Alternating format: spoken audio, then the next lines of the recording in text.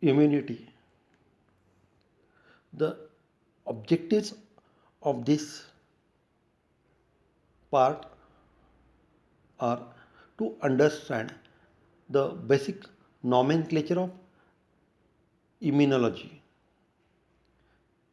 to understand different types of immunity, to understand the features of immune responses and the major cells of immune system.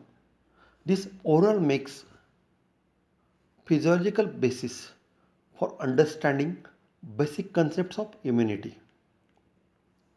When you see the very simply immunity, it is nothing but the protection against infections is immunity. The immune system which is formed for it is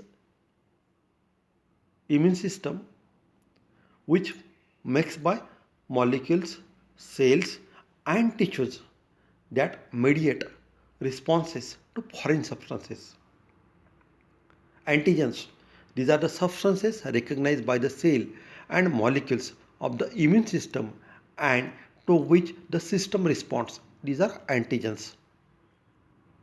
When we see the functional importance of immune system and role of immune system and their implications, the basic role of immune system is defense against infections.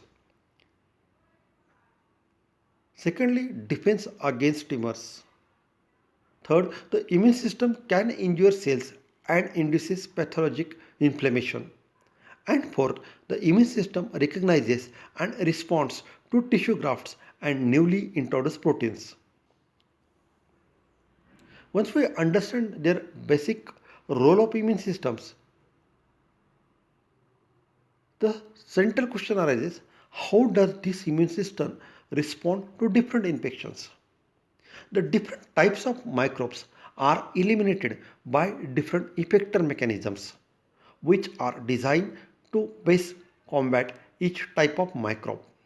Microbes and hosts are engaged in an evolutionary struggle, each trying to overcome the other.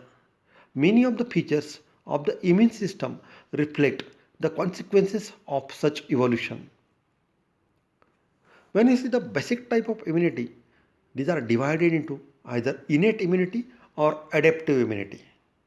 The innate immunity is which is always present and it is ready to attack. The many pathogenic microbes have evolved to resist the innate immunity.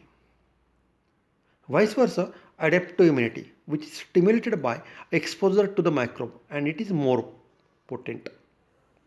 This is the basic difference between innate immunity and adaptive immunity. When you see the properties of this adaptive immune responses, it has basically a number of special features.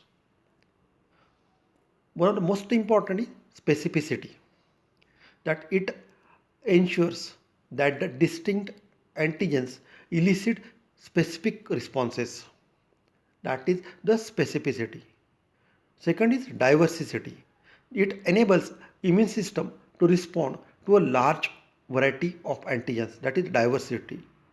Third is memory. It leads to enhanced responses to repeated exposures to the same antigens. That means first three basic properties like specificity, diversity and memory. Afterwards, fourth property is clonal expansion. It increases the number of antigen specific lymphocytes to keep pace with microbes. Next is specialization, generates responses that are optimal for defense against different types of microbes. Next is contraction and homeostasis. It allows immune system to respond to newly encountered antigens. And next is non-reactivity to self, that it prevents injury to host during responses to foreign antigens. The two features that best distinguish adaptive and innate immunity are specificity and memory.